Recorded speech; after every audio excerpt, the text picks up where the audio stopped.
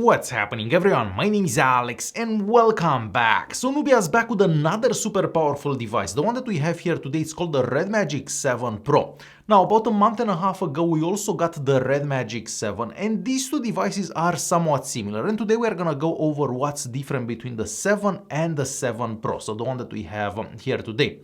Now, just like the regular 7, this one is using the latest Snapdragon CPU, so the most powerful Snapdragon CPU, that's paired with 18 gigs of RAM and in my case 512 gigs of internal storage.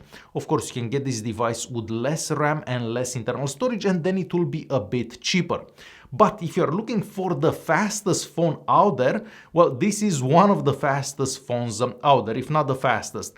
And if you do like benchmark scores, well, this gets the highest benchmark scores that I have ever seen on any mobile device. Alright, so for a super quick unboxing, well, in the box you're gonna find the device. Obviously, we also have a silicone case for it. That's a nice addition, this way you don't have to spend extra money for a case. You're gonna find the fast charger and the cable for the device. And charging this phone from 0 to 100 is done in about 45 minutes. And that kind of brings us to the first difference between the 7 Pro and the 7. So inside this device we get a 5000 mAh battery. Inside the RedMagic 7 we have a 4500 mAh battery. And with this device you do get better battery life, of course, but that will depend a lot on how you use the device. If you're using the screen at 120 Hz, if you're using the screen at the maximum brightness, if you are playing games and so on. But you should be able to get about 6 to 7 hours of screen on time in most situations. The next big difference between the RedMagic 7 Pro, so this one, and the RedMagic 7 is the screen, even though they get the same screen size. So this is a 6.8 inches AMOLED screen that has a 1080p resolution. And this one has a refresh rate of 120 Hz. The RedMagic 7 actually gets a refresh rate of 165 Hz. Now, personally, I don't see that big of a difference between 165 and 120, but just in case you're wondering. Now, with this one, we get much smaller bezels all around the screen. So this device looks more updated, I'm gonna say, more like a design from 2022. The design from the RedMagic 7 seems to be a bit left behind, I'm gonna say. With this one, we also get a different selfie camera, and the selfie camera is actually underneath the screen, so behind the screen, so you cannot see that selfie camera. So this device does look much better than the regular RedMagic 7 in my opinion. Now, of course, there is a bit of a downside having that selfie camera behind the screen, because the pictures and videos don't look as sharp as a camera that's not behind the screen, at least in my opinion. Now, keep in mind that this is a gaming phone. So for a gaming phone, I don't feel that the cameras are that important, but just in case if you're wondering, I feel that the RedMagic 7 got the crispier pictures with the front-facing camera, at least in my opinion. And of course, these are some pictures, some selfies that I took with the front-facing camera on this device. So that selfie camera is a 16 megapixel sensor compared to an 8 megapixel sensor that we had on the RedMagic 7. We still get dual speakers, so one at the bottom and one at the top here. Of course, the positioning of the dual speakers is a bit different to this device because of the screen and the smaller bezels, but I'm happy to say that we still get the really good speaker quality that we got on the RedMagic 7. So this device gets extremely loud and those speakers sound quite good.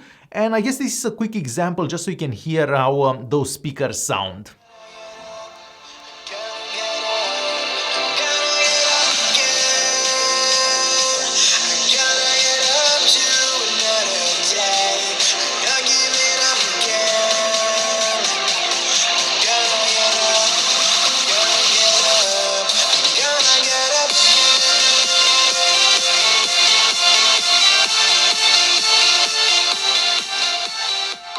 The phone's frame also looks a bit different when compared to the RedMagic 7, but that's not necessarily a bad thing. So we still have our 3.5mm audio jack at the top here, so you can plug in some headphones whenever you're playing games. We have the holes, the exhaust holes for the fan on the right hand side here, but now the intake holes have been moved to the back of the device, and we'll get to the back of the device in just a second. Of course, we still have those customizable buttons for gaming. This is an important part of this gaming experience with this device. We have the power button, the volume keys at the bottom here. We have the SIM card slot, the USB-C port, and of course the holes for that second speaker. And on the left hand side of the device, we have the gaming button. The phone's back is also a bit different when compared to the RedMagic 7, and I'm not sure which one I like more. I kind of feel that I like the RedMagic 7's design more than I like this one. The camera setup on the back there is somewhat similar, so we have a main camera, we have an ultra-wide camera, and then we have a macro camera. So not a lot has changed for cameras, and of course these are some examples of pictures that I took over the past week, a week and a half I'm gonna say.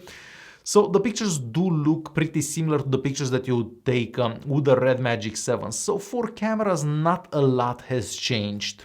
Performance-wise, of course, not a lot has changed. Well, nothing really changed between the RedMagic 7 and this one. So they're both equally fast. You can play any game you want, you can use any application you want, but that is the case with a lot of phones these days because the processors that we have inside these phones and the amount of RAM that we have inside them, well, there is really no application that cannot be handled by one of these phones. So it doesn't matter what you do with the phone, it will be insanely fast every single time. And I guess I can play a few games and show you how the phone does the maximum settings basically for a few games. So let me turn the camera around and I'll show you some gaming on it.